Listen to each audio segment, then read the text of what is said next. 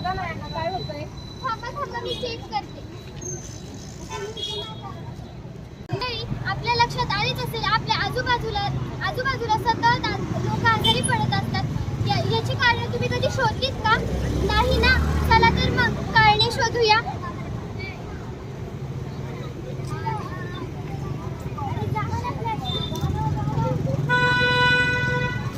थांबा काकू. अरे बाळा, हे तुम्ही काय करताय?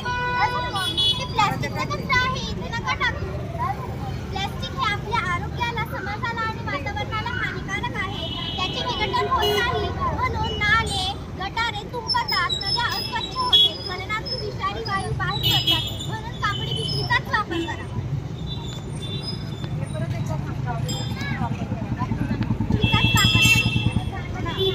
म्हणून कापडी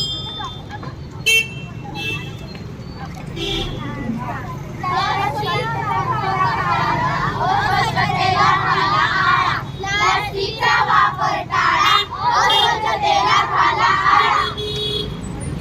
मच्छर चावला, काय मी करू? मच्छर चावला, पुन्हा न चावू. मच्छर चावला हो. अरे हे मच्छर येतात तरी कुठून? मच्छर येतात उभ्या नाळ्यावर, मच्छर येतात सांडपाण्यावर, मच्छर येतात घरावरती ठेवलेल्या नाळ्या, घराच्या बाजूला ठेवलेल्या वस्तू व नारळाच्या सालामधून त्यात पाणी साठवून त्यामध्ये. अशा प्रकारे मच्छरांची पैदास होते. हे मच्छर डेंग्यू, मलेरिया, चिकनगुनिया यांसारखे भयानक आजार पसरवतात. त्यांना आपण टाळू शकतो. चला तर मग सगळे ठरवूया. स्वच्छ घर, स्वच्छ अंगण, चला ठेवू प्रसन्न वातावरण. स्वच्छ घर, स्वच्छ अंगण, चला ठेवू प्रसन्न वातावरण. स्वच्छ घर, स्वच्छ अंगण, चला ठेवू प्रसन्न वातावरण. स्वच्छ घर, स्वच्छ अंगण, चला ठेवू प्रसन्न वातावरण.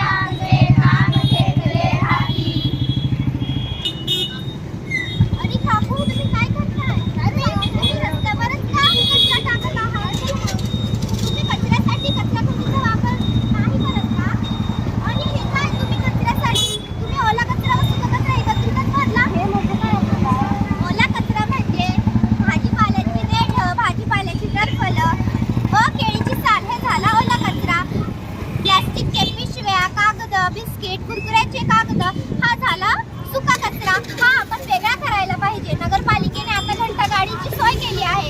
आपण जर विचारपूर्वक त्याचा कचरा टाकला तर आपलाच फायदा होईल. आपले आरोग्य ही आपली जबाबदारी आहे.